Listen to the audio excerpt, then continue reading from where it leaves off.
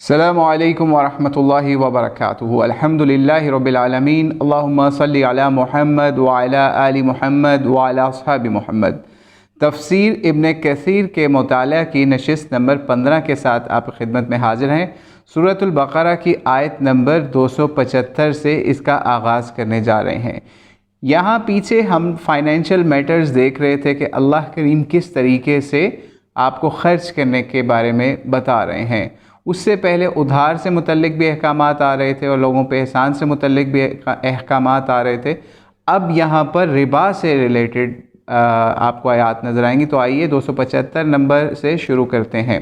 الذین یأکلون الربا سے یہ آیت شروع ہو رہی ہے اور ختم ہو رہی ہے ہم فیہا خالدون کے اوپر۔ اس کا ترجمہ کرتے ہیں سود خوار لوگ نہ کھڑے ہوں گے مگر اس طرح جس طرح وہ کھڑا ہوتا ہے جسے شیطان نے چھو کر خپتی بنا دے۔ یہ اس لیے ہے کہ یہ کہا کرتے تھے کہ بیوپار یا تجارت بھی سود ہی کی طرح ہے۔ اللہ نے بیوپار یا تجارت کو حلال کیا اور سود کو حرام کیا۔ جو شخص اپنے پاس آئی ہوئی اللہ کی نصیحت سن کے رک گیا، اس کے لیے وہ ہے جو گزر رہا ہے اور اس کا کام اللہ کی طرف ہے۔ جس نے پھر بھی کیا اس کو یعنی اختیار، وہ جہنمی ہے، ایسے لوگ ہمیشہ اسی میں رہیں گے۔ اچھا جی، اس کی اب ہم تفسیر کو سٹارٹ کرتے ہیں۔ آیت نمبر 275 کی جو یہاں پہ لکھی ہے، سود خوروں کا عبرتناک انجام۔ چونکہ پہلے ان لوگوں کا بیان ہوا جو نیک کار، صدقہ خیرات کرنے والے، زکاتیں دینے والے، حاجت مندوں اور رشتہ داروں کی خبر گیری کرنے والے، ہر حال میں اور ہر وقت دوسروں کے کام آنے والے تھے۔ تو اب ان کا بیان ہو رہا ہے جو دنیا کی ایک طرف اور چھین لینے والے، ظلم کرنے والے، ناحق اور اپنے اور پرایوں کا مال ہضم کر جانے والے ہیں۔ تو فرمایا یہ سود خوار لوگ اپنی قبروں سے اٹھیں گے تو دیوانوں اور پاگلوں، خبتیوں اور بے ہوشوں کی طرح اٹھیں گے، مجنوں اور دیوانے ہوں گے، کھڑے ہی نہ ہو سکتے ہوں گے۔ من المس کے بعد یوم القیامت کا لفظ بھی ایک قرات میں ہے اور ان سے کہا جائے گا کہ لے اب ہتھیار تھام لے اور اپنے رب سے لڑنے کے لیے آمادہ ہو جا۔ ٹھیک ہے، آگے شب معراج میں حضور علیہ السلام نے کچھ لوگوں کو دیکھا جن کے پیٹ بڑے گڑھوں کے مثل تھے۔ پوچھا یہ کون لوگ ہیں؟ بتلایا گیا یہ سود خوار بیاج لینے والے ہیں۔ اس پہ یہاں پر ریفرنس دیا جا رہا ہے بہقی کا، لیکن ضعیف جداً ہے اس کی روایت۔ اچھا جی، آگے چلتے ہیں۔ ایک اور مطول حدیث میں ہے کہ ہم جب ایک سرخ رنگ نہر پر پہنچے جس کا مثل خون کے سرخ تھا، تو میں نے دیکھا کہ اس میں کچھ لوگ ہیں، وہ بمشکل کنارے پر آتے ہیں، لیکن کنارے پر ایک فرشتہ بہت سے پتھر لیے بیٹھا ہے۔ وہ ان کا منہ پھاڑ کر ایک پتھر میں اتار دیتا ہے، وہ پھر بھاگتے ہیں، پھر یہی ہوتا ہے۔ پوچھا تو معلوم ہوا یہ سود خواروں کا گروہ ہے۔ یہاں پر صحیح بخاری کی کتاب التعبیر کا ریفرنس دیا جا رہا ہے۔ تو آگے چلتے ہیں۔ سود فی الواقع نقصان دہ کس چیز میں ہے؟ تو وہ نفع والی چیزیں حلال کرتا ہے، یعنی اللہ کریم نفع والی چیزیں جو ہیں وہ حلال کرتے ہیں اور نقصان رسا چیزیں حرام کرتا ہے۔ کوئی اپنے ماں اپنے دودھ پیتے بچے پر اتنی مہربان نہ ہوگی جتنا اللہ اپنے بندوں پر ہے۔ وہ روکتا ہے تو مصلحت اور حکم دیتا ہے تو مصلحت سے۔ اپنے رب کی نصیحت سن کر جو باز آ جائے، اس کے اگلے پچھلے گناہ جو ہیں تمام معاف ہیں۔ جیسا فرمایا گیا عفا اللہ عما سلف، جیسے حضور علیہ السلام نے فتح مکہ والے دن فرمایا تھا، جاہلیت کے تمام سود میرے ان دونوں قدموں تلے برباد ہیں۔ سب سے پہلا سود جسے میں ختم کرتا ہوں وہ عباس کا سود ہے۔ یہاں پر ریفرنس صحیح مسلم کا دیا جا رہا ہے۔ بس جاہلیت میں جو سود لے چکے تھے ان کے لوٹانے کا حکم نہیں ہوا۔ ایک روایت میں ہے ام بہنہ جو حضرت زید بن ارقم کی ام ولد تھیں، حضرت عائشہ کے پاس ہیں، کہا میں نے ایک غلام حضرت زید کے ہاتھوں 800 کا اس شرط پہ بیچا ہے جب ان کے پاس عطا آئے وہ رقم ادا کریں۔ اس کے بعد انہیں نقدی کی ضرورت ہوئی تو وہ وقت سے پہلے ہی وہ اسے فروخت کرنے کو تیار ہو گئے۔ میں نے 600 کا خرید لیا۔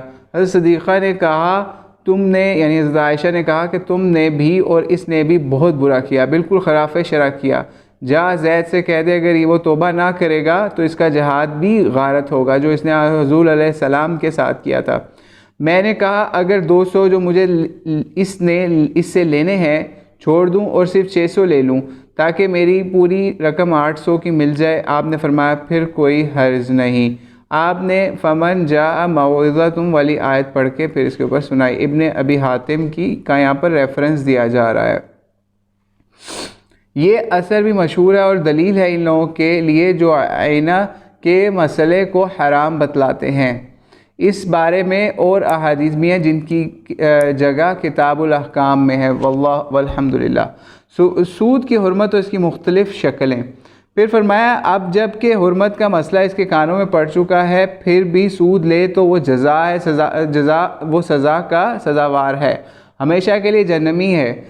جب یہ آیت اتری آپ علیہ السلام نے فرمایا جو مخابرہ کو بھی اب بھی نہ چھوڑے وہ اللہ کے رسول سے لڑنے کے لیے تیار ہو جائے۔ مخابرہ اسے کہتے ہیں کہ ایک شخص دوسرے کی زمین میں کھیتی بوئے اور یہ ٹھہرائے کہ اس زمین کے اس ٹکڑے سے جتنا نکلے وہ میرا باقی تیرا، اور مزابنہ اسے کہتے ہیں کہ درخت میں جو کھجوریں ہیں وہ میری، میں اس کے بدلے اپنے پاس سے تجھے اتنی کھجوریں تیار دیتا ہوں، اور محاقلہ کہتے ہیں اسے کہ کھیت میں جو اناج بالوں میں ہے اسے اپنے پاس سے کچھ اناج دے کر خریدنا۔ ان تمام صورتوں کو شریعت نے حرام قرار دیا تاکہ سود کی جڑیں کٹ جائیں، اس لیے ان صورتوں میں صحیح طور پر معلوم نہیں ہو سکتا، پس بعض علماء نے ان کی کچھ علت نکال لی ہے، بعض نے ایک جماعت نے اپنی علت پر قیاس کر کے ان تمام کاروباروں سے روکا ہے جس میں یہ علت پائی جاتی تھی، دوسری جماعت نے دوسری علت کی بنا پر۔ حقیقت یہ ہے کہ مسئلہ ذرا مشکل ہے، یہاں تک کہ حضرت عمر ابن خطاب فرماتے تھے کہ 3 مسئلے افسوس کہ میں پوری طرح میری سمجھ میں نہیں آئے: دادا کی میراث کا مسئلہ، کلالہ کا مسئلہ، سود کی صورتوں کا مسئلہ۔ یہاں ریفرنس صحیح بخاری کا دیا جا رہا ہے۔ جس چیز میں سود یا حرام کا شائبہ ہو اس سے بچنا، یعنی بعض کاروبار کی ان صورتیں جن میں سود کا شبہ بھی ہے، پھر جو وسائل ان تک لے جانے والے ہیں، جب یہ حرام تو وہ بھی حرام ہی ٹھہریں گے، جیسے کہ وہ چیز واجب ہو جاتی ہے جس کے بغیر کوئی واجب پورا نہ ہو۔ صحیح بخاری کی حدیث میں ہے کہ جس طرح حلال ظاہر ہے اسی طرح حرام بھی ظاہر ہے، لیکن کچھ درمیانے شبہ والے کام ہیں۔ شبہات والے کاموں سے بچنے والے نے اپنے دین اور اپنی عزت کو بچا لیا۔ ان مشتبہ چیزوں میں پڑنے والا حرام میں پڑنے والا ہے، جس طرح کوئی چرواہا جو کسی کی چراگاہ کے آس پاس اپنے جانور چراتا ہو، ممکن ہے کوئی جانور اس چراگاہ میں بھی منہ مار لے۔ یہاں بھی صحیح بخاری کا آ رہا ہے ریفرنس۔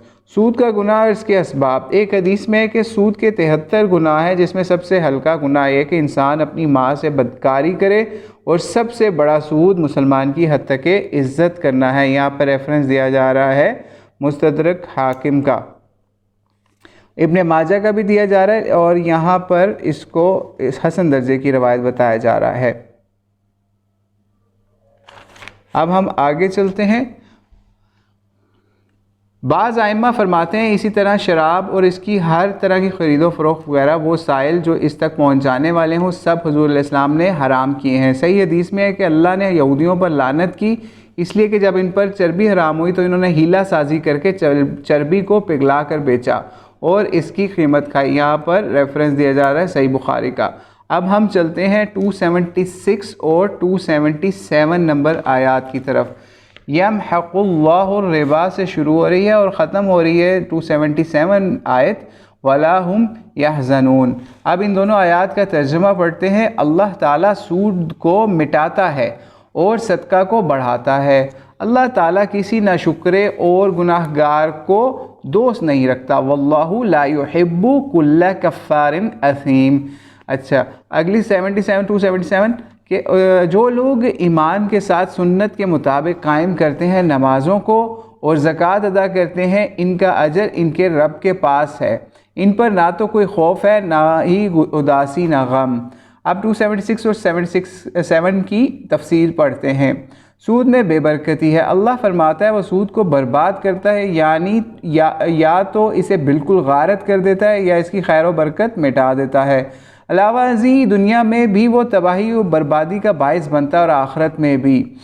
اور جیسے کہ ایک جگہ ارشاد ہوتا ہے، ترجمہ کچھ یوں ہے، یعنی ناپاک اور پاک برابر نہیں ہوتا، گو تم ناپاک کی زیادہ تعجب میں زیادتی جو ہے یعنی وہ اس کا زیادہ ہونا تعجب میں ڈالے اور جگہ ہے۔ خباثت والی چیزوں کو تہ و بالا کر کے وہ جہنم میں جھونک دے گا اور جگہ پر ہے، یعنی تمہارے دیے ہوئے سود سے جو تم مال بڑھانا چاہتے ہو وہ دراصل بڑھتا نہیں ہے۔ اسی واسطے حضرت عبداللہ بن مسعود والی روایت میں ہے کہ سود سے گو زیادتی ہو جائے لیکن انجام کار کمی ہی کمی ہے۔ مسند احمد کی روایت اور اس کو ابن ماجہ کے اندر بھی بتایا جا رہا ہے کہ صحیح سند سے ثابت ہے۔ ذخیرہ اندوزی کی ممانعت کی ہیڈنگ باندھی جا رہی ہے۔ مسند کی ایک اور روایت میں ہے کہ امیر المومنین عمر فاروق مسجد سے نکلے تو اناج پھیلا ہوا تھا، پوچھا یہ غلہ کہاں سے آیا ہے؟ تو لوگوں نے کہا ایک تو فروخت نے اور جو حضرت عثمان کے مولا ہیں، دوسرے آپ کے آزاد کردہ غلام نے ان کا ہے۔ آپ نے دونوں کو بلوایا اور فرمایا تم نے ایسا کیوں کیا؟ جواب دیا ہم اپنے مالوں سے خریدتے ہیں لہٰذا جب چاہیں بیچیں، ہمیں اختیار ہے۔ آپ نے فرمایا سنو، میں نے رسول اللہ اسلام سے سنا ہے کہ جو شخص مسلمانوں میں مہنگا بیچنے کے خیال سے غلہ روک رکھے اسے اللہ مفلس کر دے گا یا جزامی۔ یہ سن کر حضرت فاروق رحمہ اللہ نے تو فرمانے لگے کہ میری توبہ، میں اللہ سے پھر آپ سے عہد کرتا ہوں کہ پھر یہ کام نہ کروں گا۔ لیکن عمر رضی اللہ عنہ کے غلام نے پھر یہی کہا کہ ہم اپنے مال سے خریدتے ہیں اور نفع اٹھاتے بیچتے ہیں، اس میں کیا حرج ہے؟ راوی حدیث ابو یحییٰ رحمہ اللہ کہتے ہیں کہ میں نے پھر دیکھا اسے جزام ہو گیا اور جزامی بنا پھرتا تھا۔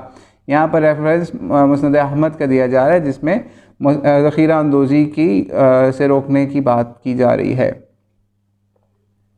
اچھا جی، پھر فرماتا ہے کہ وہ صدقہ کو بڑھاتا ہے، یعنی اس آیت کے اندر جیسا کہ آ رہا تھا۔ یوربی کی دوسری قرات یوربی بھی ہے۔ صحیح بخاری کی حدیث میں جو شخص اپنی پاک کمائی میں سے ایک کھجور بھی خیرات کرے اسے اللہ تعالیٰ اپنے دائیں ہاتھ میں لیتا ہے، پھر اسے پال کر بڑا کرتا ہے جس طرح تم لوگ اپنے بچڑوں کو پالتے ہو، اس کا ثواب پہاڑ کے برابر بنا دیتا ہے۔ یہاں پر بھی ریفرنس صحیح بخاری کا کتاب الزکوٰۃ سے آ رہا ہے۔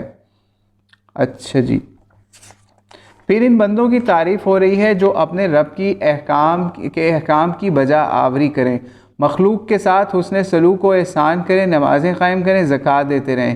یہ قیامت کے دن تمام دکھ درد سے امن میں رہیں گے، کوئی کھٹکا بھی ان کے دل پر نہ گزرے گا، بلکہ رب العالمین اپنے انعام و کرام سے انہیں نوازیں گے۔ اچھا، آگے ہے 278 279 اور 280 اور 281 نمبر آیات، یعنی 1 2 3 اور 4 آیات اکٹھی یہاں پر لکھی جا رہی ہیں۔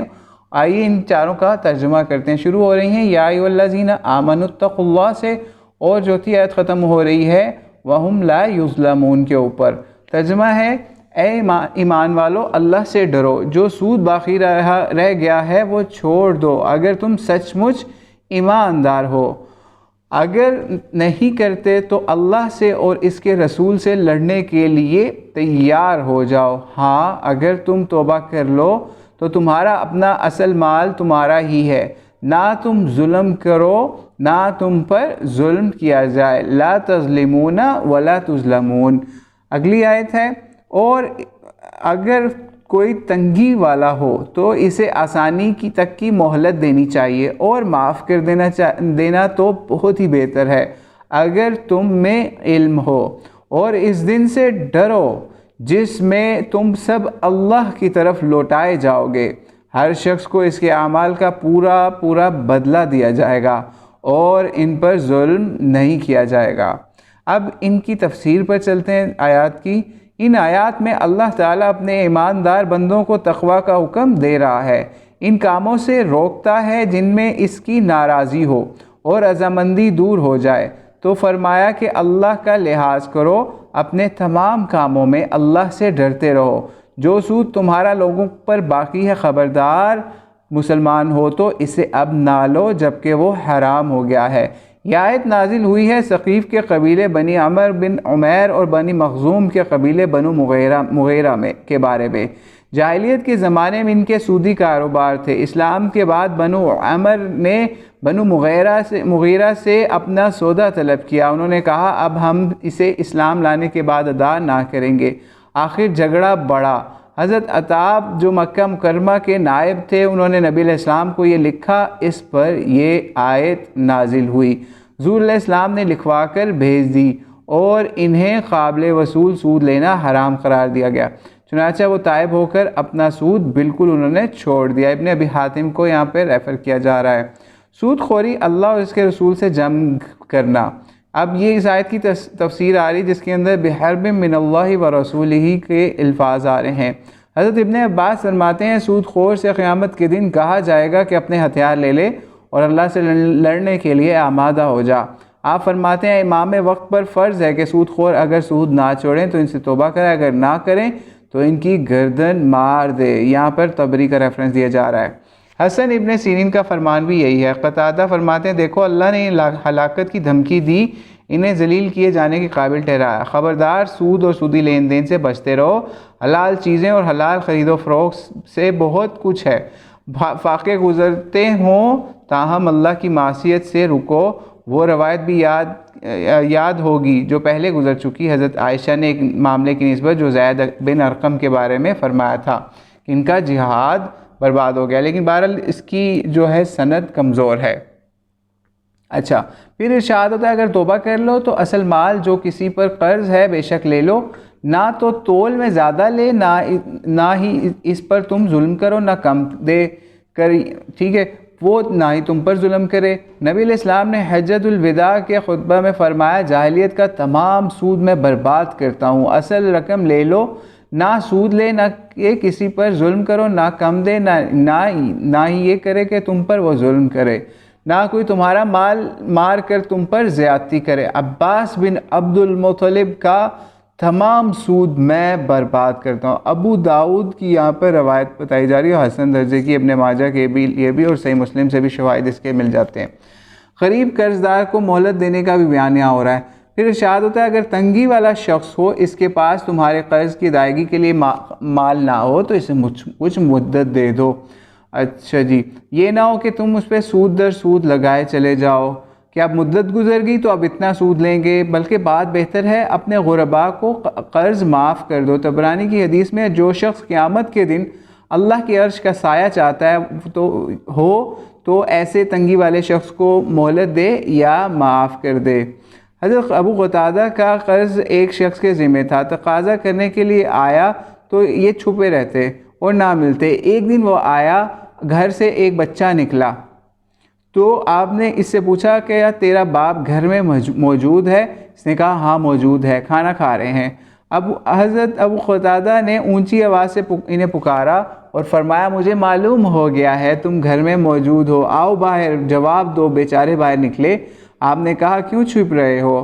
فرمایا حضرت بات یہ ہے کہ میں مفلس ہوں، اس وقت میرے پاس رقم نہیں، بوجہ شرمندگی آپ سے نہیں ملتا۔ آپ نے کہا قسم کھاؤ۔ اس نے قسم کھائی۔ آپ رو دیے، فرمانے لگے میں نے رسول اللہ السلام سے سنا ہے جو شخص نادار قرض دار کو ڈھیل دے یا اپنا قرض معاف کر دے وہ قیامت کے دن اللہ کے سائے تلے ہوگا۔ صحیح مسلم کی یہ روایت یہاں پر کوٹ کی جا رہی ہے تاکہ لوگ قرض جنہوں نے واپس کرنے ہیں ان کے لیے کوئی معافی کے لیے بھی لوگ رستے نکالیں۔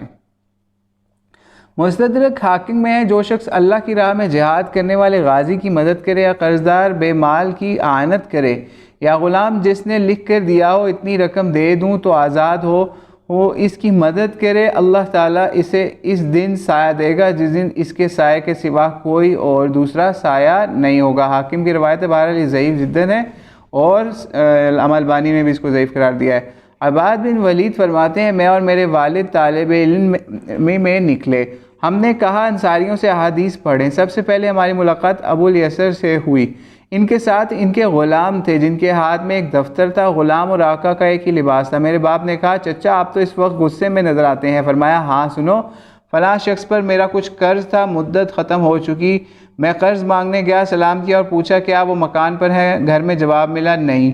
اتفاقاً ان کا چھوٹا بچہ باہر آیا، میں نے اس سے پوچھا تمہارے والد کہاں ہیں؟ اس نے کہا آپ کی آواز سن کر چارپائی تلے جا چھپے ہیں۔ میں نے پھر آواز دی تمہارا اندر ہونا مجھے معلوم ہو گیا، اب چھپو نہیں، جواب دو اور وہ آئے کیوں چھپ رہے ہو؟ کہا محض اس لیے کہ میرے پاس روپیہ نہیں ہے اس وقت کہ میں آپ سے ملوں گا تو کوئی جھوٹا ہیلا بیان کروں گا یا غلط وعدہ کروں گا، اس لیے سامنے سے جھجکتا ہوں۔ آپ رسول اللہ السلام کے صحابی آپ سے جھوٹ کیا کہوں؟ میں نے کہا سچ کہتے ہو؟ اللہ کی قسم تمہارے پاس پیسے نہیں؟ اس نے کہا ہاں سچ کہتا ہوں، اللہ کی قسم کچھ نہیں۔ 3 مرتبہ میں نے قسم کھلائی، میں نے اپنے دفتر میں سے ان کا نام کاٹ دیا اور رقم جمع کر لی اور کہہ دیا جاؤ میں نے تمہارے نام سے رقم کاٹ دی ہے، اب اگر تم کو مل جائے تو دے دینا ورنہ معاف ہے۔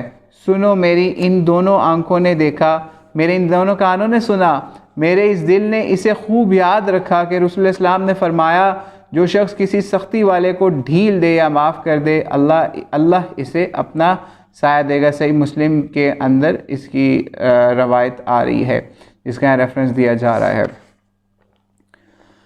اچھا جی، اب ہم چلتے ہیں 282 نمبر آیت کے اوپر۔ کافی لمبی طویل آیت ہے اور یہ شروع ہو رہی یا ایھا الذین آمنو سے اور ختم ہو رہی ہے واللہ بکل شیء علیم کے اوپر۔ تو آئیے اس کا ترجمہ کرتے ہیں۔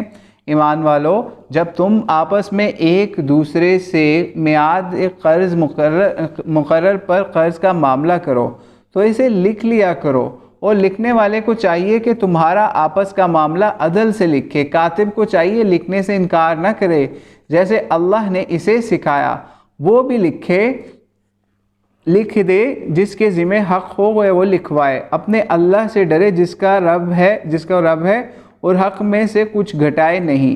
جس شخص کے ذمہ حق ہے وہ اگر نادان ہو یا کمزور ہو یا لکھوانے کی طاقت نہ رکھتا ہو تو اس کا ولی عدل کے ساتھ لکھوا دے، اور اپنے میں سے 2 مرد گواہ کر لو، اگر 2 مرد نہ ہوں تو 1 مرد اور 2 عورتیں جنہیں گواہوں میں سے پسند کر لو، ایک کی بھول چوک کو دوسری یاد دلا دے گی۔ گواہوں کو چاہیے جب وہ بلائے جائیں تو انکار نہ کریں، قرض کی جس کی مدت مقرر ہے خواہ چھوٹا ہو یا بڑا، اور لکھنے میں کاہلی نہ کرو، اللہ کے نزدیک یہ بات بہت انصاف والی ہے، گواہی کو بھی زیادہ درست رکھنے والی اور شک و شبہ سے بھی زیادہ بچانے والی ہے۔ ہاں یہ اور بات ہے معاملہ نقد تجارت کی شکل میں ہو جو آپس میں تم لین دین کر رہے ہو تو اس پر اس کے نہ لکھنے میں کوئی گناہ نہیں، خرید و فروخت کے وقت بھی گواہ مقرر کر لیا کرو، نہ تو لکھنے والے کو نقصان پہنچایا جائے نہ گواہ کو، اگر تم یہ کر لو تو یہ تمہاری کھلی نافرمانی ہے۔ اللہ سے ڈرو، تم کو تعلیم اللہ دے رہا ہے، اللہ ہر چیز کو خوب جاننے والا ہے۔ اب اس کی تفسیر پر چلتے ہیں۔ یہ آیت قرآن کریم کی تمام آیات سے بڑی ہے۔ حضرت سعید بن مسیب فرماتے ہیں مجھے یہ بات پہنچی کہ قرآن کی سب سے بڑی آیت عرش کے ساتھ یہی آیت ہے، ٹھیک ہے، جس کا یہاں پہ حوالہ دیا جا رہا ہے یہاں پر تبری کا۔ یہ آیت جب نازل ہوئی تو رسول اللہ علیہ السلام نے فرمایا سب سے پہلے انکار کرنے والے آدم علیہ السلام ہے۔ باقی یہ کافی لمبی یہاں پر روایت بیان کی جا رہی ہے انکار کرنے سے متعلق، حضرت آدم علیہ السلام سے متعلق کہ انہوں نے انکار کیا کسی چیز کے اوپر، لیکن یہ روایت ضعیف ہے اس لیے ہم اس کو سکپ یہاں پر کر رہے ہیں۔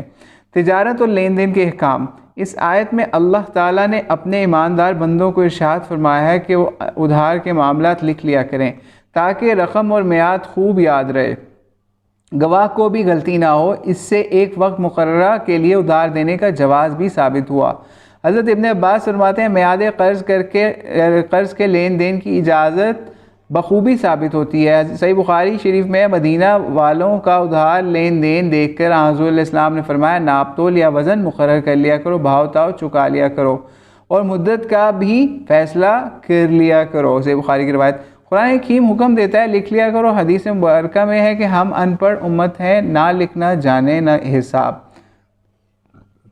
دونوں میں تطبیق اس طرح ہے کہ دینی مسائل اور شرعی امور کے لکھنے کی، یعنی 2 روایات، یعنی ایک طرف تو لکھنے کا کہا جا رہا ہے، دوسری طرف کہا جا رہا ہے کہ ہم ان پڑھ امت ہیں، تو اس میں تطبیق اس طرح سے ہے دینی مسائل اور شرعی امور کے لکھنے کی تو مطلقاً ضرورت ہی نہیں، خود اللہ تعالیٰ کی طرف سے یہ بے حد آسان اور سہل کر دیے گئے ہیں۔ قرآن کا حفظ اور احادیث کا حفظ قدر لوگوں پر سہل ہے، لیکن دنیاوی بات، چھوٹی بڑی لین دین کی باتیں، وہ معاملات جو ادھار ہوں، ان کی بابت بے شک لکھ دینے کا حکم ہوا ہے۔ یہ بھی یاد رہے یہ حکم بھی وجوباً نہیں پس نہ لکھ دینا دینی امور کا ہے، لکھ دینا دنیاوی کام کاج کا ہے، بعض لوگ اس کے وجوب کی طرف بھی گئے ہیں، یعنی اس کے واجب کے بھی قائل ہیں۔ ابن جریر فرماتے ہیں جو ادھار دے وہ لکھ لے جو بیچے وہ گواہ کر لے۔ ابو سلیمان جنہوں نے حضرت کعب کی صحبت بہت اٹھائی، انہوں نے ایک دن اپنے پاس والوں سے کہا، اپنے مظلوم کو بھی جانتے ہو جو اللہ کو پکارتا ہے اس کی دعا قبول نہیں ہوتی۔ لوگوں نے کہا یہ کس طرح؟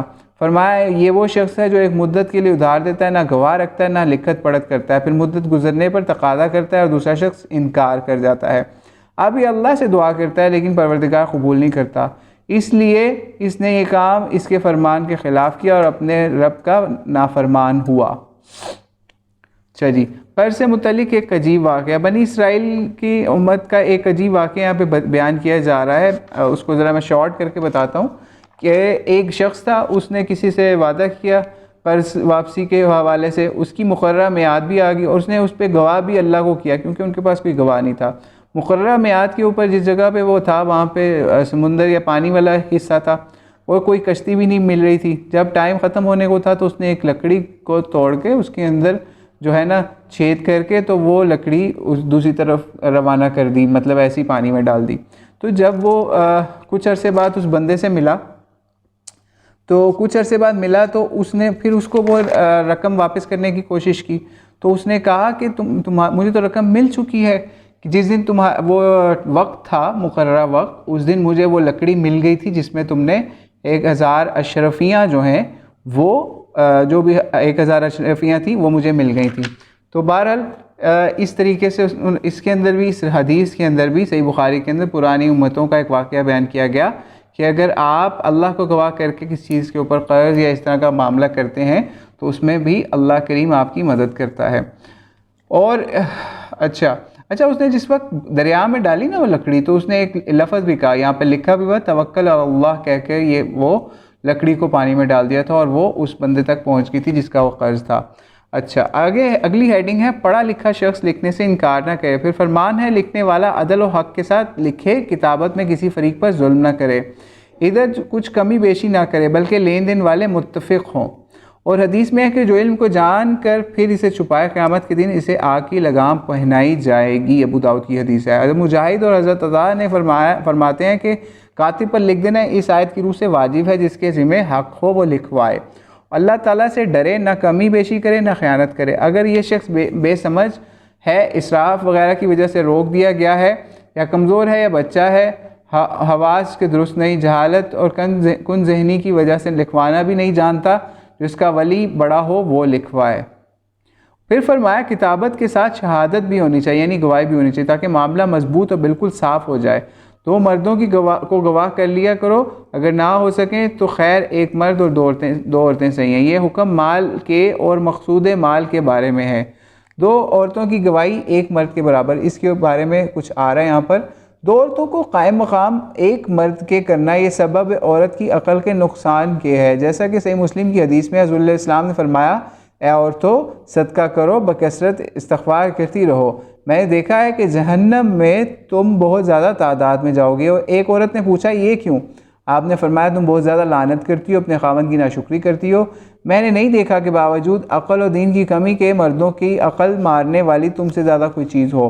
اس نے پھر پوچھا حضور ہم میں دین کی اور عقل کی کمی کیسے ہے؟ فرمایا عقل کی کمی تو اس سے ظاہر ہے کہ 2 عورتوں کی گواہی 1 مرد کی گواہی کے برابر ہے۔ دین کی کمی یہ ہے کہ ایام حیض میں نہ روزہ ہے نہ نماز۔ یہاں پر صحیح مسلم کا ریفرنس دیا گیا۔ گواہی کے لیے عادل ہونا شرط، گواہوں کی نسبت فرمایا یہ شرط ہے کہ وہ عدالت والے۔ امام شافعی کا مذہب ہے جہاں کہیں قرآن شریف میں گواہ کا ذکر ہے وہاں عدالت کی شرط ضروری ہے، گو وہاں لفظوں میں نہ ہو۔ جن لوگوں نے اس کی گواہی ردی کر دی، جن کا عادل ہونا معلوم نہ ہو، ان کی دلیل بھی یہی آیت ہے۔ وہ کہتے ہیں گواہ عادل اور پسندیدہ ہونا چاہیے۔ 2 عورتیں مقرر کرنے کی حکمت بھی بیان کر دی، اگر ایک گواہی بھول جائے تو دوسری یاد دلا دے۔ گواہوں کو چاہیے جب وہ بلائے جائیں انکار نہ کریں، یہ اس کا بھی بیان آیا اس آیت کے اندر۔ جب ان سے کہا جائے آؤ اس معاملے میں گواہ رہو تو انہیں انکار نہ کرنا چاہیے، جیسے کاتب کی بابت بھی یہی فرمایا گیا۔ یہاں سے یہ بھی فائدہ حاصل ہوا گواہ رہنے والے پر بھی فرض کفایہ یہ بھی کہا گیا ہے کہ جمہور کا مذہب یہی ہے۔ یہ معنی بھی بیان کیے گئے جب گواہی دینے کے لیے طلب کیا جائے، یعنی جب اس سے واقعہ پوچھا جائے تو نہ رکے۔ چنانچہ مجاہد وغیرہ فرماتے ہیں جب گواہ رہنے کے لیے بلائے جاؤ تو تم کو اختیار ہے خواہ جاؤ نہ جاؤ، لیکن جب گواہ ہو چکے پھر گواہی دینے کے لیے جب بلایا جائے تو ضرور جانا پڑے گا۔ ابن ابی حاتم کی یہاں پر سند دی جا رہی ہے۔ یہ بھی ذہن نشین رکھیے کہ جمہور کے نزدیک یہ حکم واجب نہیں، یعنی لکھنے کا حکم استحباباً ہے نہ کہ وجوباً، بلکہ استحباب کے طور پر اچھائی کے لیے ہے۔ اس کی دلیل یہ حدیث ہے جس سے ثابت ہوتا ہے حضور اسلام نے فروخت کی اور کوئی گواہ شاہد نہ تھا۔ چنانچہ مسند احمد میں آپ نے ایک اعرابی سے گھوڑا خریدا اور اعرابی آپ علیہ السلام کے پیچھے پیچھے آپ کے دولت خانے کی طرف رقم لینے چلا آیا۔ حضور آپ تو ذرا جلد نکل گئے، وہ آہستہ آہستہ آ رہا تھا، لوگوں کو یہ تو معلوم نہ تھا کہ یہ گھوڑا دبک رہا بک رہا ہے۔ انہوں نے قیمت لگانی شروع کی، یہاں تک کہ جتنے داموں میں آپ علیہ السلام نے بیچا اس سے زیادہ دام لگ گئے۔ اعرابی کی نیت پلٹی، اس نے آپ کو آواز دے کر کہا حضرت یا تو یہ لے جائیے یا میں کسی اور کے ہاتھ بھیج دیتا ہوں۔ حضور علیہ السلام سن کر رکے، فرمانے لگے تو اسے میرے ہاتھ بیچ چکا ہے، پھر یہ کیا کہہ رہا ہے؟ اس نے کہا نہیں اللہ کی قسم میں نے نہیں بیچا۔ حضور علیہ السلام نے فرمایا غلط کہتا ہے، میرے تیرے درمیان معاملہ ہو چکا۔ اب لوگ ادھر ادھر بیچ میں بولنے لگے۔ اس گوار نے کہا اچھا تو گواہ لائیے، میں نے آپ کے ہاتھ بھیج دیا ہے۔ مسلمانوں نے ہر چند بدبخت آپ علیہ السلام ہر چند کے اس بدبخت کے لیے آپ علیہ السلام کے لیے کہا کہ آپ پیغمبر ہیں، آپ کی زبان سے تو حق ہی نکلتا ہے، لیکن وہ یہی کہے چلے جائے گواہ لاؤ۔ اتنے میں حضرت خزیمہ آئے، اعرابی کے قول کو فرمانے لگے میں گواہی دیتا ہوں تو نے بھیج دیا ہے، حضور علیہ السلام کے ہاتھ تو فروخت کر چکا ہے۔ آپ علیہ السلام نے فرمایا تو کیسے شہادت دے رہا ہے؟ حضرت خزیمہ نے فرمایا آپ کی تصدیق اور سچائی کی بنا پر۔ چنانچہ آپ نے فرمایا آج سے خزیمہ کی گواہی 2 گواہوں کے برابر ہے۔ احمد کی روایت ہے جس کو شیخ البانی نے بھی صحیح درجے کی مانا ہے۔ پھر فرمایا ہے کہ کاتب کو چاہیے کہ لکھوانے کے خلاف نہ لکھے، یعنی لکھوانے کے خلاف نہ لکھے، گواہ کو چاہیے کہ واقعے کے خلاف گواہی نہ دے، نہ گواہی چھپائے۔ حسن قتادہ وغیرہ کا یہی قول ہے۔ ابن عباس یہ مطلب بیان کرتے ہیں ان دونوں کو ضرر نہ پہنچایا جائے، مثلا انہیں بلانے کے لیے گئے وہ کسی اپنے کام کاج میں مشغول ہیں یعنی گواہ، تو یہ کہنے پر لگے کہ تم پر یہ فرض ہے اپنا حرج کرو اور چلو، یہ حق انہیں نہیں، اور بہت سے بزرگوں سے یہی مروی ہے۔ اچھا پھر ارشاد ہوا ہے جس سے روکوں اس کا کرنا، جس کے کرنے کو کہوں اس سے رک جانا، یہ بدکاری ہے جس کا وبال تم سے نہیں چھٹے گا۔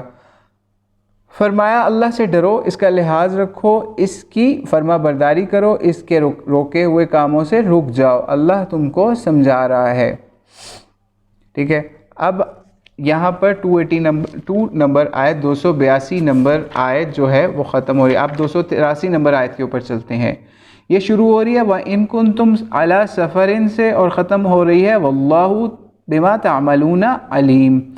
اور اگر تم سفر میں ہو، ترجمہ ہے اس کا، تم سفر میں ہو اور لکھنے والا نہ پاؤ تو رہن قبضہ میں رکھ لیا کرو، وہاں اگر آپس میں ایک دوسرے سے پرامن ہو، جسے امانت دی گئی ہے وہ اسے ادا کر دے، اللہ تعالیٰ سے ڈرتا رہے جو اس کا رب ہے، گواہی کو نہ چھپاؤ، جو اسے چھپا لے وہ گناہگار دل والا ہے۔ جو کوئی چیز رہن رکھنے کا مسئلہ یہاں پر بیان ہو رہا ہے، یعنی بحالت سفر اگر ادھار سدھار کا لین دین ہو اور کوئی لکھنے والا نہ ملے یا ملے مگر قلم اور دوات یا کاغذ نہ ہو تو رہن رکھ لیا کرو۔ جس چیز کو رہن رکھنا ہو اسے حقدار کے قبضے میں دے دو۔ مقبوضہ کے لفظ ایسے استدلال کیا گیا ہے کہ رہن جب تک قبضہ میں نہ آ جائے لازم نہیں ہوتا، جیسے کہ امام شافعی اور جمہور کا مذہب ہے، مگر دوسری جماعت نے استدلال کیا ہے کہ رہن کا مرتہن کے ہاتھ میں مقبوض ہونا ضروری ہے۔ امام احمد اور ایک دوسری جماعت سے یہ منقول ہے۔ ایک اور جماعت کا قول ہے کہ رہن صرف سفر میں ہی مشروع ہے، جیسے حضرت مجاہد وغیرہ کہتے ہیں، لیکن صحیح بخاری، صحیح مسلم اور مسند شافعی میں ہے کہ رسول اسلام جس وقت فوت ہوئے اس وقت آپ کی زرہ مدینہ کے ایک یہودی ابو الشہم کے پاس 30 وسق کے جو کے بدلے گروی تھی، جو آپ نے اپنے گھر والوں کے کھانے کے لیے دیے تھے۔ صحیح بخاری کا یہاں پہ ریفرنس دیا جا رہا ہے۔ ان مسائل کے بسط و تفصیل کی جگہ تفسیر یہ نہیں ہے بلکہ احکام کی بڑی بڑی کتابیں، وللہ الحمد۔ اس کے بعد کے جملے فَإِنْ آمِنَا اس سے حضرت ابو سعید خدری فرماتے ہیں کہ اس سے پہلے کا حکم منسوخ ہو گیا۔ شیبی فرماتے ہیں کہ جب نہ دینے کا خوف نہ ہو تو نہ لکھنے اور گواہ نہ رکھنے میں کوئی حرج نہیں۔ جسے امانت دی جائے اسے خوف الہی رکھنا چاہیے۔ رسول اللہ السلام نے فرمایا کہ ادا نہ کرنے کی ذمہ داری ہاتھ پر ہے جو اس نے لیا جب تک کہ ادا نہ کرے۔ ابو داؤد کی روایت ہے۔ پھر ہے کہ شہادت کو نہ چھپاؤ، اس میں خیانت نہ کرو، اس کا اظہار کرنے سے اظہار کرنے سے رکو۔ گواہی چھپانے والا گنہگار ہے۔ ابن عباس وغیرہ فرماتے ہیں جھوٹی شہادت دینی یا شہادت کو چھپانا گناہ کبیرہ ہے۔ یہاں بھی اس کا چھپانے والا خطا کار دل والا ہے۔ اب ہم اگلی آیت کے اوپر چلتے ہیں جو ہے 284 نمبر آیت 284۔ للہ ما فی السماوات و ما فی الارض سے شروع ہو رہی ہے اور واللہ علی کل شیء قدیر کے اوپر ختم ہو رہی ہے۔ ترجمہ اس کا ہے آسمانوں اور زمین کی ہر چیز اللہ ہی کی ملکیت ہے۔ تمہارے دلوں میں جو کچھ ہے اسے تم ظاہر کرو یا چھپاؤ، اللہ اس کا حساب تم سے لے گا، پھر جسے چاہے بخشے اور جسے چاہے سزا دے، اللہ ہر چیز پر قادر ہے۔ 284 نمبر آیت۔ دلی وسواس اور صحابہ کی پریشانی کا ازالہ، یعنی زمین اور آسمان کا مالک اللہ تعالیٰ ہی ہے۔ چھوٹی موٹی چھپی کھلی ہر چیز وہ عالم ہے جسے ہر چھپے کھلے کا وہ حساب لینے والا ہے۔ قل ان تخفوا ما فی صدورکم او تبدوہ یعلم اللہ، یعنی یہاں پر اس کا کہا جا رہا ہے کہ کہہ دو کہ تمہارے سینوں میں جو کچھ ہے اسے خواہ تم چھپاؤ یا ظاہر کرو، اللہ اس کا بخوبی علم والا ہے اور آسمانوں زمین کی ہر چیز کا علم رکھتا ہے، ہر چیز پر قادر ہے۔ اور فرمایا پوشیدگی اور علانیہ کو سب کو وہ جانتا ہے۔ آل عمران کی یہاں پر آیت کوٹ کی جا رہی ہے۔ اچھا، جب یہ آیت اتری تو صحابہ پر بہت بھاری پڑی۔ چھوٹی بڑی تمام چیزوں کا حساب ہوگا۔ اپنے ایمان کی زیادتی اور یقین کی مضبوطی کی وجہ سے وہ کانپ اٹھے تو حضور علیہ السلام کے پاس آ کر گھٹنوں کے بل گرے اور کہنے لگے، حضرت نماز، روزہ، جہاد، صدقہ وغیرہ کا تو ہمیں حکم ہوا، جو ہماری طاقت میں تھا ہم نے حد المقدور کیا، لیکن اب جو آیت اتری ہے اس کی برداشت کی طاقت تو ہم میں نہیں۔ آپ نے فرمایا کہ تم یہود و نصارہ کی طرح یہ کہنا چاہتے ہو ہم نے سنا اور نہیں مانا؟ تم کو چاہیے یوں کہہ دو ہم نے سنا اور مانا۔ اے اللہ، ہم تیری بخشش چاہتے ہیں، ہمارے رب، ہمیں تو تیری طرف ہی لوٹنا ہے۔ چنانچہ صحابہ نے اسے تسلیم کر لیا اور زبانوں پر یہ کلمات جاری ہوئے تو آیت اتری آمن الرسول والی۔ اچھا جی، جو کہ آگے آئے گی، ٹھیک ہے، آمن الرسول والی۔ اور اللہ تعالیٰ نے اس تکلیف کو دور کر دیا۔ لا یکلف اللہ نازل ہوئی، یعنی اس کے بعد صحیح مسلم میں بھی یہ حدیث ہے، اس میں ہے کہ اللہ تعالیٰ نے یہ تکلیف دور کر دی، یعنی جو اگلی آیت میں آئے گا اس میں یہ تفصیل اس کی آ جائے گی۔ جب مسلمانوں نے کہا اے اللہ ہماری بھول چوک پر، خطا پر ہماری پکڑ نہ کر، تو اللہ تعالیٰ نے فرمایا نعم، یعنی میں یہی کروں گا۔ انہوں نے کہا ربنا ولا تحمل علینا، یعنی ہم پر وہ بوجھ نہ ڈال جو ہم سے اگلوں پر ڈالا تھا۔ اللہ نے فرمایا یہ بھی قبول کیا، ربنا ولا تحملنا، اے اللہ ہم پر ہماری طاقت سے زیادہ بوجھ نہ ڈال، اسے بھی قبول کر لیا گیا۔ پھر دعا مانگی اے اللہ ہمیں معاف فرما، ہمارے گناہ بخش اور کافروں پر ہماری مدد کر، اللہ تعالیٰ نے اسے بھی قبول کر لیا۔ یہ حدیث اور بھی بہت سے طرق سے مروی ہے۔ ایک روایت میں یہ بھی ہے کہ حضرت مجاہد کہتے ہیں میں نے حضرت ابن عباس کے پاس جا کر واقعہ بیان کیا، عبداللہ بن عمر نے اس آیت وَإِن تُبْدُوا کی تلاوت کی، یعنی یہ جو 284 نمبر آیت ہے، تو آپ بہت روئے۔ آپ نے فرمایا اس آیت کے اترتے ہی یہی حال صحابہ کا اس کے اترنے کے وقت ہوا تھا، وہ سخت غمگین ہو گئے۔ یہ بھی کہا دلوں کے مالک ہم نہیں، دل کے خیالات پھر بھی پکڑے گئے تو بہت مشکل ہے۔ پھر آپ علیہ السلام نے فرمایا سمعنا وطعنا، کہو، چنانچہ صحابہ نے کہا۔ بعد والی آیات اتری اور عمل پر تو پکڑ رہی، لیکن دل کے خیالات اور نفس کے وسوسے پر پکڑ اٹھ گئی۔ صحیح بخاری کی یہاں پر روایت کوٹ کی جا رہی ہے۔ نیکی کا ارادہ کرنے سے ثواب لکھا جاتا ہے اور گناہ کے ارادے میں ایسا نہیں ہوتا۔ بخاری مسلم میں کہ حضور علیہ السلام نے فرمایا اللہ فرماتا ہے جب میرا بندہ برائی کا ارادہ کرتا ہے تو نہ اسے لکھو جب تک نہ کر گزرے اس کو، اگر کر گزرے تو ایک برائی لکھو، جب نیکی کا ارادہ کرے تو ایک ارادہ ہی سے نیکی لکھ لو۔ اگر نیکی کر بھی لو تو اس کے بدلے 10 نیکیاں لکھ دو۔ اچھا جی، دلی وسواس پر اس پہ محاسبہ لازم نہیں کرتا اللہ کریم۔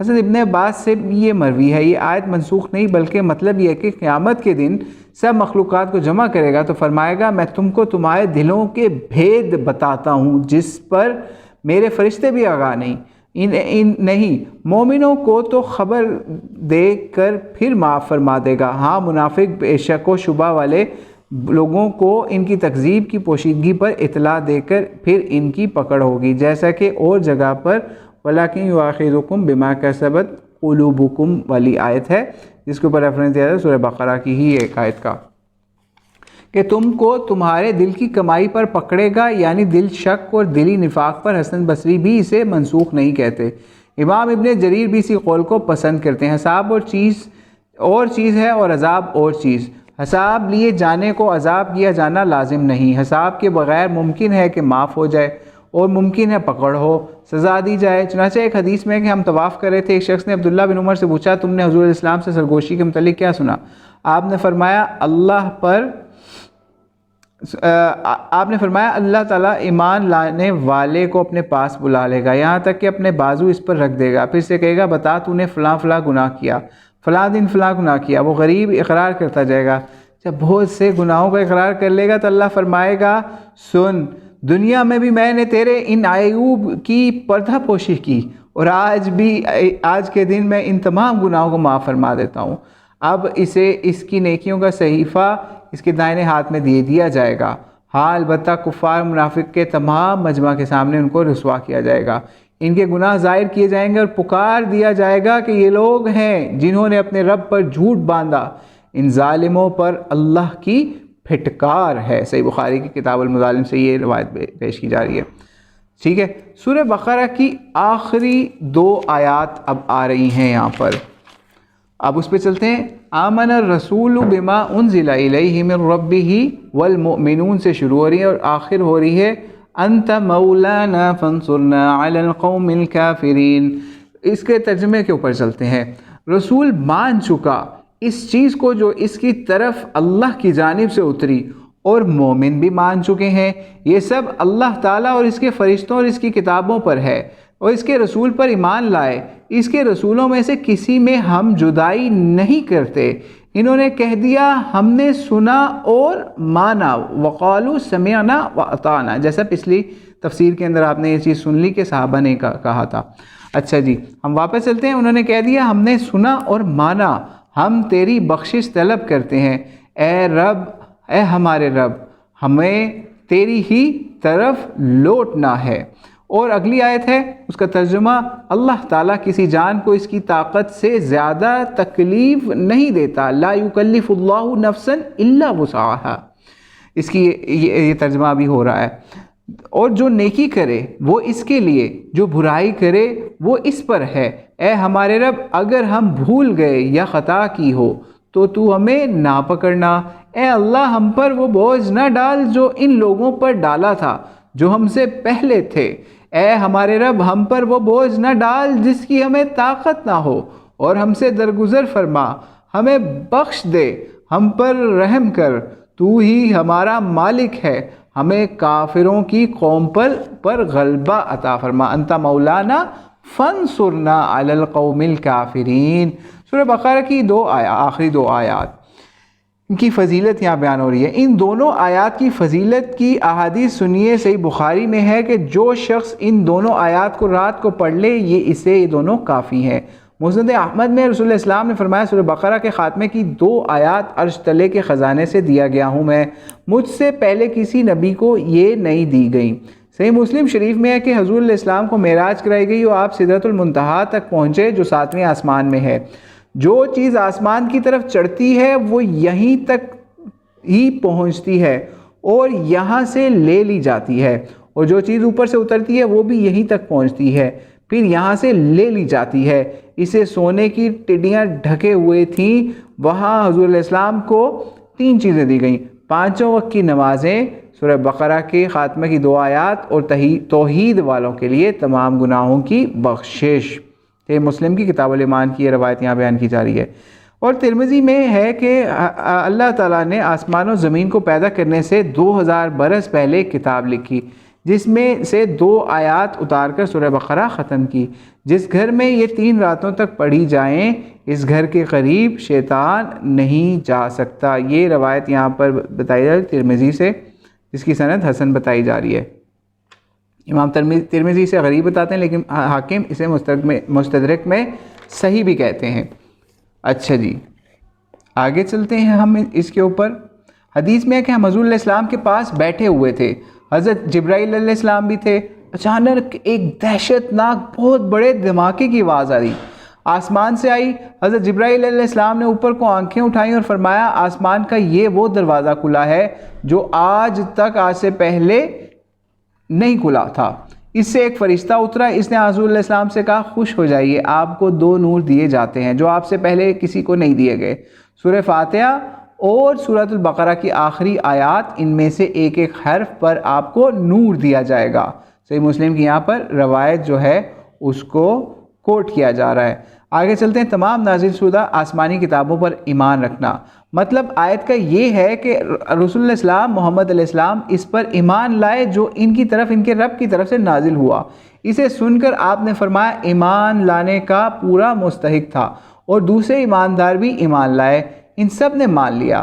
اللہ اکیلا ہے، وہ وحدانیت والا ہے، وہ تنہا اور بے نیاز ہے، اس کے سوا کوئی عبادت کے لائق نہیں، نہ اس کے سوا کوئی پالنہار ہے۔ یہ تمام انبیاء کو مانتے ہیں اور تمام رسولوں پر ایمان رکھتے ہیں۔ اس آسمانی کتابوں کو انبیاء کرام پر اتری ہیں، ان کو سچی جانتے ہیں اور نبیوں میں جدائی نہیں کرتے۔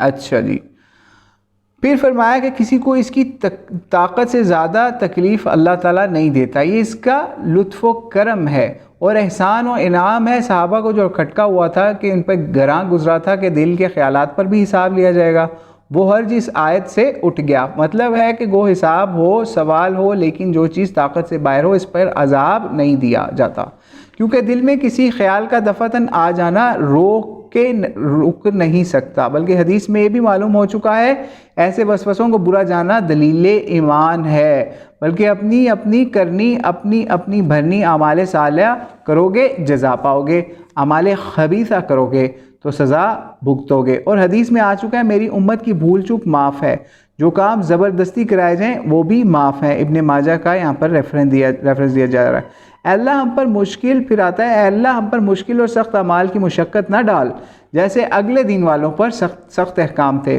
جو حضور علیہ السلام کو نبی رحمت بنا کر کیے گئے، آپ کو ایک طرف سہل اور آسان دیا گیا، یہ بھی پروردگار نے قبول فرمایا۔ حدیث میں ہے کہ میں یکسوئی والا اور آسان دین دے کر بھیجا گیا ہوں۔ یہاں پر مسند احمد کی روایت ہے، لیکن یہ ضعیف ہے۔ اے اللہ، پھر آخر میں آتا ہے اے اللہ وہ تکلیفیں بلائیں اور مشقتیں ہم پر نہ ڈال جن کی برداشت کی طاقت ہم میں نہیں۔ حضرت مقبول فرماتے ہیں کہ اس سے مراد فریب اور غلبہ شہوت ہے۔ ابن ابی حاتم کی روایت ہے۔ اس کے جواب میں بھی قبولیت کا اعلان اللہ کی طرف سے کیا گیا۔ ہماری تقصیروں کو معاف فرما جو تیری راہ میں ہوئیں، ہمارے گناہوں کو بخش، ہماری برائیوں بدعمالیوں کی پردہ پوشی کر، ہم پر رحم کر تاکہ ہم پھر سے تیری مرضی کے خلاف کوئی کام نہ ہو۔ اس لیے بزرگوں کا قول ہے کہ گناہ گار کو 3 باتوں کی ضرورت ہے، ایک تو اللہ کی معافی کی کہ عذاب سے نجات پائے، دوسرے پردہ پوشی کی تاکہ رسوائی سے بچ جائے، تیسرے عصمت کی تاکہ وہ دوبارہ گناہ میں مبتلا نہ ہو۔ اس پر بھی جناب باری تعالیٰ نے قبولیت کا اعلان کیا، تو ہمارا والی اور ناصر ہے، تجھی پر ہمارا بھروسہ ہے، تجھی سے ہم مدد طلب کرتے ہیں، انت مولانا، ٹھیک ہے، یہاں پڑھا گیا انت مولانا فانصرنا علی القوم الکافرین، تو ہماری ان لوگوں پر مدد کر جو تیرے دین کے منکر ہیں، تیری وحدانیت کو نہیں مانتے، تیرے نبی کی رسالت کو نہیں تسلیم کرتے، تیرے ساتھ دوسروں کی عبادت کرتے ہیں، مشرک ہیں۔ اے اللہ تو ہمیں ان پر غالب کر دینا اور دین میں ہم پر ان پر کار فرما رہے۔ اللہ تعالیٰ نے اس کے جواب میں بھی فرمایا ہاں میں نے یہ بھی کر دیا۔ حضرت معاذ جب اس آیت کو ختم کرتے تو آمین کہتے تھے۔ ابن جریر کا یہاں پر ریفرنس دیا جا رہا ہے۔